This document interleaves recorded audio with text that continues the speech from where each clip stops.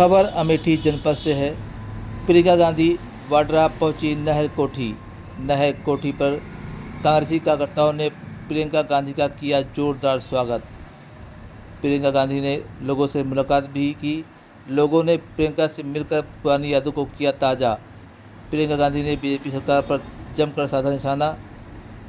प्रियंका गांधी ने कहा, जो विकास अमेठी में हुआ है उसको सिर्फ कांग्रेस ने ही किया है।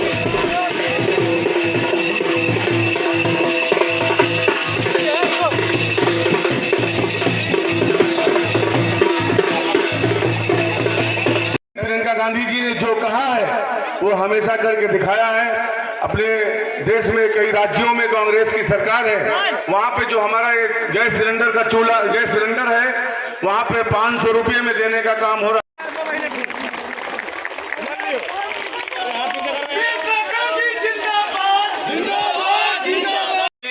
आप लोग यहाँ पर कई घंटों से इंतजार कर रहे हैं, तो आप बधाई के पात्र हैं। तो बात हो रही थी कहने और करने में जो अंतर होता है, अन्य पार्टियां बड़ी बड़ी बातें करती हैं।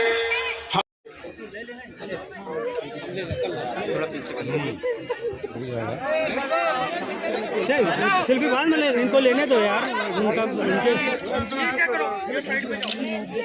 नहीं पिलाया भाई, ऐसे ही पानी कोई पूछना नहीं, मैं पानी कहाँ मिली है? कुछ भी नहीं ना।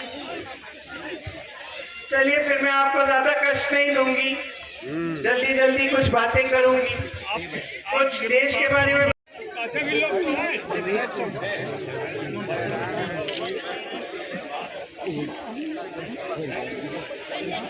सफेद क्यों है?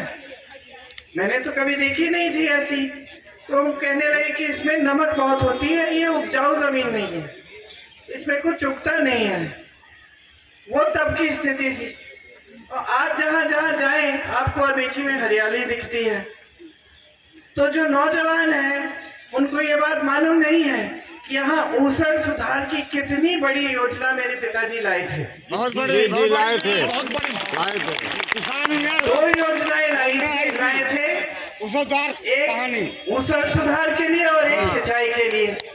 उस समय जब वो बुजुर्ग है यहाँ, जो आपके पूर्वज हैं, वो सब जानते हैं कि किस तरह से इतने बड़े साम्राज्य को उन्होंने झुकाया सिर्फ सत्य और अहिंसा के बल पर। दीदी 2.5 जमीनों मिली है। हाँ, 2.5 जमीनों मिली है किसानों को। जमीन दी किसानों को आजादी के बाद।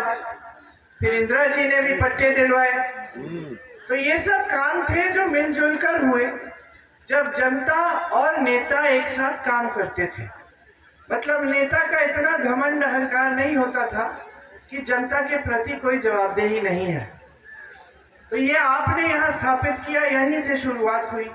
और बड़े बड़े आंदोलन जो देश में हुए 100 साल पहले तक के किसानों ने जो आंदोलन किए, वो भी यहीं से शुरू हुए। आपको बोलेंगे भगवान के नाम वचन दो कि आप हमें वोट देंगे, आप वोट दे देंगी, काम करने की जरूरत ही नहीं है। तो आपने जब इस राजनीति को उभरने दिया तो जनता के प्रति जवाबदेही खत्म कर दी है। लगभग 10 सालों में प्रधानमंत्री जी तक के व्यक्ति जो इस देश का सबसे बड़ा पद संभाले, घर है तो ये कांग्रेस वाले एक घर ले लेंगे, और अगर 2 भैंस हैं तो एक भैंस चोरी करके कांग्रेस वाले ले जाएंगे। ये बातें हमारे प्रधानमंत्री कर रहे हैं। अब हम लोग, तुमसे छोटी थी मैं, जब मेरे पिताजी ने मुझे भेजा यहाँ प्रचार करने के लिए, तो मैंने पिताजी से पूछा कि मैं क्या कहूँ मैं जनता को। तो उन्होंने किसी भैंस की बात नहीं की। उन्होंने कहा, जनता को ये सुनाओ कि हमने क्या काम किए हैं और समझाओ कि अगर हमें वोट मिलेगा तो हम और भी काम करके दिखाएंगे। तो उस समय का प्रधानमंत्री, और सिर्फ राजीव जी नहीं, उनके तो ये सब आपकी परंपरा रही है। आज देश में जो राजनीति है, कमाल की राजनीति है।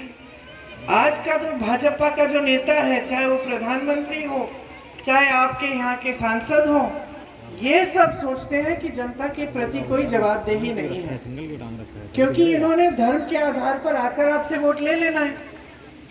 पिछली बार दिया है, मैंने कहा उससे पहले थी उसी को दिया। तो मैंने कहा, तू काम क्या किया इसने तुम्हारे लिए? कहती है कुछ नहीं किया दीदी। मैंने कहा फिर क्यों वोट दे रहे हो, हमारी जाति का है, मतलब अंधे होकर आप वोट दे रहे हैं। तो मैंने समझाया कि आप तो वोट दे रहे हैं इनको भगवान के नाम से, धर्म के नाम से, लेकिन इनकी जवाबदेही कहाँ है? क्या था या फिर आपका विकास कराना था? वो तो यहाँ इसलिए आई अपने राजनीतिक मकसद को पूरा करने के लिए, बस मकसद पूरा हो गया। पिछले चुनाव में भैया हार गए, बने क्या, लेकिन एक सड़क बना देंगे, अच्छी सड़क बना देंगे, हाईवे नहीं बन सकता यहाँ। सच बता देते थे, जो कर सकते हैं, जो नहीं कर सकते। और यहाँ एक और प्रतीक बन तरह से, जब केंद्र में भी सरकार होती है और प्रदेश में भी सरकार होती है तो किस तरह से विकास हो सकता है। उस जमाने में जब पिताजी प्रधानमंत्री थे तब पूरा देश देखता था अमेठी की ओर और देखते थे, कहते थे कि देखो कितना विकास हुआ है वहां, बल्कि आपसे जमीन लूट रहे हैं। सारा पूरे देश में फैला लिया कि हम जमीन लूटने के लिए ये परियोजना बनाई। तो अब जितनी भी महिलाओं को लाभ हो रहा था उन परियोजना के होने से,